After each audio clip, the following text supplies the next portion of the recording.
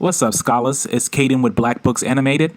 Today we're going to be doing a brief review of The $40 Million Slave by William C. Rhoden. But before we jump into that, make sure you smash the like button and subscribe to the page for more amazing content. Why are today's athletes so lost? The answer lies in the fact that they have lost their mission. Historically, black athletes have always had a connection with the larger African American community, a sense of the legacy of struggle that made possible this generation's phenomenal material success. This sense of mission has been a cornerstone of African American survival, a source of strength and inspiration. Black athletes have symbolically carried the weight of a race's eternal burden of proof.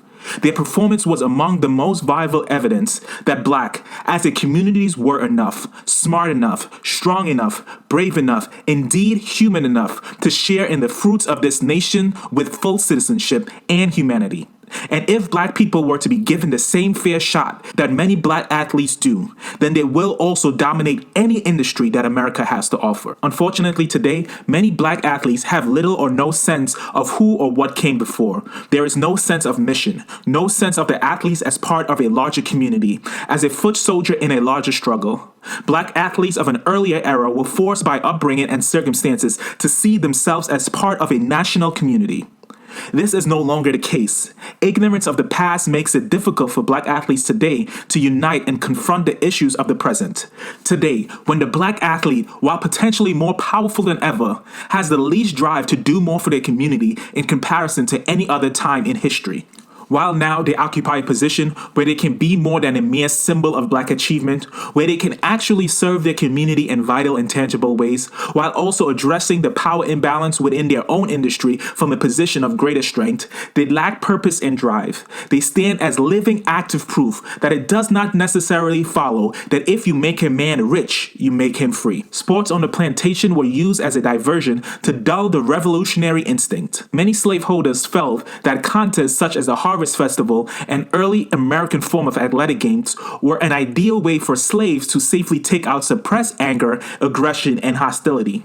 They felt that the competition dulled the revolutionary inclination. Frederick Douglass agreed. Douglass did not like fetes and festivals and was generally suspicious of sports. Douglass felt that such festivals were only safety valves and conductors to carry off the explosive elements inseparable from the human mind when reduced to the condition of slavery. But for these sports, the rigor of bondage would have become so severe for endurance that the slave would have been forced to dangerous desperations. While plantations owners needed slaves to participate in sports to sometimes win money for them, such as when they made them fight other slaves, they were also keenly aware of the dangerous nature of allowing slaves to come together, especially in a team-like manner. This is one of the reasons that in 1797, the city of Fayetteville, North Carolina, passed a law prohibiting African Americans from playing baseball on Sundays.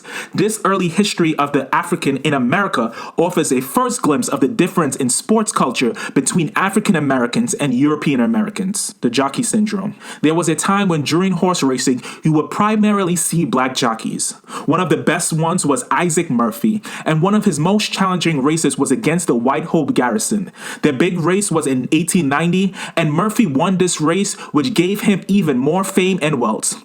Many of the best black jockeys, like their professional basketball counterparts today, earn salaries and enjoy notoriety unthinkable to fellow African Americans, particularly in the South. What would Murphy have said if someone had told him, as he basked in the flow of his Coney Island success, that black jockeys were racing towards extinction? If the response of contemporary black athletes is any indication, he probably would have laughed in his questioner's face. During the interview for this book, black athletes routinely said without hesitation that they thought the likelihood of such a black vanishing act was virtually impossible. The black presence in contemporary sports has become so well defined, so deeply entrenched over the past 50 years that many fans, both black and white, as well as players, feel that the current situation always was and always will be. Even as the NBA actively grooms as many non-black players as it can, players from Europe or Asia, players who don't bring along with them all the street baggage of black stars. Grant Hill sees this idea as preposterous. People are too used to seeing the game played at a certain level, Hill said. The league needs us. That's what Isaac Murphy also thought. Within 20 years of Murphy's defining victory, the Black Jockey have all but disappeared. It wasn't because Black jockeys grew too physically big, or because of an exodus from the sports, or from an exodus from the South to the promised land in the North, or because blacks gravitated to more prestigious occupation. African American jockeys disappeared because of confluences of powerful forces, owners, and trainers who stopped hiring them. White jockeys ganged up on them, and the jockey clubs systematically denied the re-enlisting of blacks. Black riders became victims of the Jockey Syndrome, or changing the rule to fit the need to maintain control in the face of a perceived challenge to white supremacy. The Jockey Syndrome is distinguished by a changing of the rules of the game when competition began to gain ground. It usually involved a series of maneuvers to facilitate racist outcomes, including the taking away of previously granted rights and the diluting of access through coercive power and force, a phenomenon that was common outside of sports as well. Black Americans would see that clearly when the Civil Rights Act they celebrated in 1875 was almost completely overturned by Plessy v. Ferguson case of 1896. The Jockey Syndrome has been the primary mechanism in American sports for tilting the seemingly level playing field of sports away from equal opportunity and towards white supremacy. In short, the conspicuous success of black jockeys led to their demise. Just as black jockeys fail to organize and accumulate an ownership stake in their industry, contemporary black athletes have little ownership stake and thus are vulnerable to the same jockey syndrome. Arthur Rube Foster sought to redefine, celebrate, and make sense of the African American presence in the United States. He started the National Negro League, the NNL, in 1920 for black baseball players. This was because they weren't allowed to play in the white games, and this was the perfect catalyst for Foster.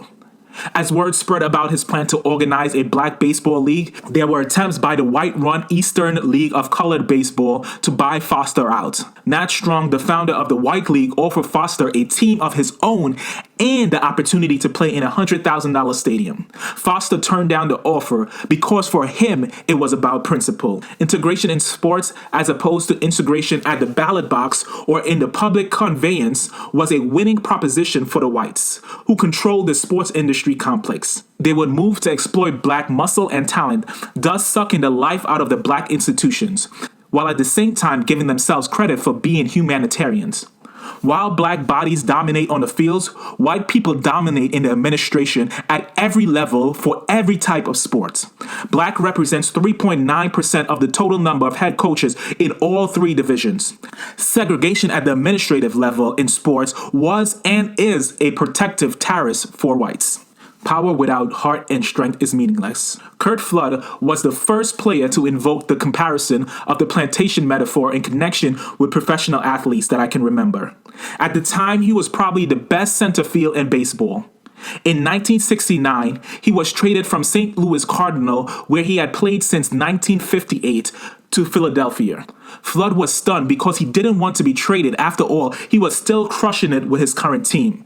But Jim Tooney, the Cardinals' vice president, told Flood that he had been traded. Despite his time and stature in the game, Flood had not been given the courtesy of a call or a warning beforehand. Nothing he was given. He was traded, just like that. That's how business was done. Athletes of his generation were powerless to determine their fate. They had limited option, but Flood refused to go to Philadelphia. He wrote to then baseball commissioner Bowie that after 12 years in the major leagues, I do not feel that I am a piece of property to be bought and sold irrespective of my wishes. But that's exactly what he was. In fact, that's what all athletes were. So many of pieces of property to be bought, sold, or discarded as the owner saw fit. This was and still is allowable in sports because athletes are supposed to be grateful for the opportunity.